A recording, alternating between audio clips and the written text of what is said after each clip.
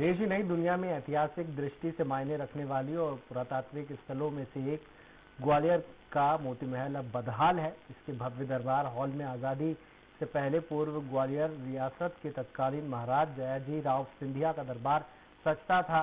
वो भव्य हॉल बीते एक पखवाड़े से गहरे अंधकार में डूबा हुआ है। देखिए एक खास रिपोर्ट। ग्वालियर का मोती महल हुआ बदहाल। पुरातात्विक स्थलों में से एक है मोती महल। महाराज जयाजी राव सिंधिया का सजता था दरबार।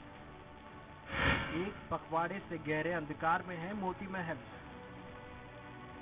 सिंधिया राज परिवार ने 1905 में अपने जयविलास पैलेस से एकदम सटे हुए इलाके में मोती महल का निर्माण कराया था। अद्भुत वास्तु से बने इस महल में हजारों कमरे और बड़े हॉल हैं। इसका नाम भले ही महल हो, लेकिन दरअसल कभी इसका इस्तेमाल राजमहल के तौर पर नहीं किया। महाराजा जियाजी राव सिंधिया ने इसे अपना सचिवालय बनाया था। महाराजा अपना दरबार सजाते थे और प्रजा से भी भेंट करते थे। दरबार हॉल की दीवारों पर सोने से नक्काशी की गई है, लेकिन बेशकीमती मोती महल खाली पड़ा है। महल का संधारण और विद्युत आपूर्ति देखने वाले लोक निर्माण विभाग ने अब खुद को इसकी जिम्मेदारियों से मुक्त कर लिया है, लिहाजा बिजली सप्लाई बंद हो गई है।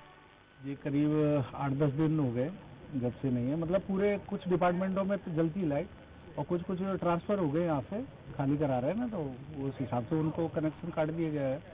उन्होंने जो अपना क्लियर कर लिया उससे विद्युत विभाग से, और भी 2-4 हैं वो भी कटने वाले धीरे धीरे। रात में तो अंधेरा रहता होगा?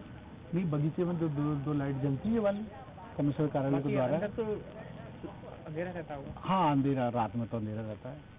दिन में तो तय है कि विजिटर्स देख सकता है, तो उजिला आता है खिड़कियों से वो देखने के लिए। तो उनके लिए तो पर्याप्त रहती है, गेट खोल देते हैं अपन लोग, जैसे व्यवस्था बनती है वो अपन चला रहे हैं। प्रॉब्लम आती है? नहीं आती है तो उसका प्रोसीजर अपन कर दिए चालू, विद्युत विभाग का आवेदन किया है अधिकारी की तरफ से, तो जल्दी हो जाएगा। लाइट करने की बजट क्या, पूरी बिल्डिंग खाली हो रही है ना। होटल के लिए कहाँ जाना है, कैसे जाना है, कौन हैंडओवर होगा, एमपी टूरिज्म पे जाएगा, है ना, तो वो आगे से वो उसकी प्रोसेस हो जाएगी। 1948 में ग्वालियर रियासत के भारत सरकार में विलय हो गया। मध्य भारत राज्य के पहले मुख्यमंत्री लीलाधर जोशी और उनके मंत्रिमंडल को इसी दरबार के हॉल में शपथ दिलाई गई थी। फिर इसका इस्तेमाल मध्य भारत प्रांत की विधानसभा और सचिवालय के तौर पर होने लगा। 1956 में जब मध्य प्रदेश में इसका विलय हो गया और भोपाल राजधानी बन गई, तब भी मोती महल का वैभव कम नहीं हुआ। कांग्रेस का कहना है कि मोती महल ऐतिहासिक धरोहर है। ऐसे स्थानों में बिजली कटने से साफ है कि मध्य प्रदेश में अराजकता की सरकार है। देखिए, जहाँ तक मध्य प्रदेश शासन का सवाल है, और आज सिंधिया जी से संबंधित सबसे बड़ी बात यह है कि वो ऐतिहासिक धरोहर है और उसकी आर्कियोलॉजिकल वैल्यू भी है मोती महल की।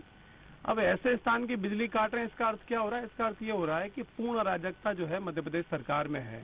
इन्हीं की सरकार, इन्हीं का शासन, और यहाँ पे पर्यटन की दृष्टि से स्मार्ट सिटी उसी बिल्डिंग पे करोड़ों रुपए खर्च कर रही है और उसी के लाइट काट देना, इसका क्या अर्थ हुआ? मुझे लगता है कि आज जिस प्रकार की परिस्थिति कम से कम मध्य प्रदेश में बन गई है, और विशेषकर ग्वालियर चंबल अंचल में, क्योंकि सिंधिया जी के दबाव में ब्यूरोक्रेट्स भी क्या कर रहे हैं, और यहीं के हमारे ऊर्जा मंत्री भी हैं, उनको भी अगर इस चीज का संज्ञान लेके उन्होंने कोई इनिशिएटिव नहीं लिया, तो मुझे लगता है कि अब सिर्फ मोती महल ही नहीं, पूरा मध्य प्रदेश अंधकार में। प्रदेश के ऊर्जा मंत्री का कहना है कि उनके संज्ञान में अभी बात आई है, वो अधिकारियों से चर्चा करके बिजली बहाल कराएंगे। नहीं है, अभी मेरे नॉलेज में आई है बात। मैं तत्काल इसके लिए अभी अधिकारियों से बात कर रहा हूं कि बिजली वहां पे कट गई है, उसका मैं जानकारी लेकर के उसका निदान करता हूं। निश्चित रूप से ऐतिहासिक धरोहर है और वो ऐतिहासिक धरोहर है, रहेगी।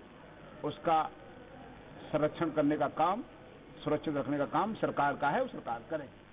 मोती महल परिसर में ही स्मार्ट सिटी का मुख्य कार्यालय है, जहां पर लाखों करोड़ रुपए खर्च किए जा रहे हैं। ऐसे में इस भवन की दुर्दशा की कहानी अफसरों की मनमानी बयां कर रही है। स्वराज एक्सप्रेस के लिए ग्वालियर से विनोद शर्मा की रिपोर्ट।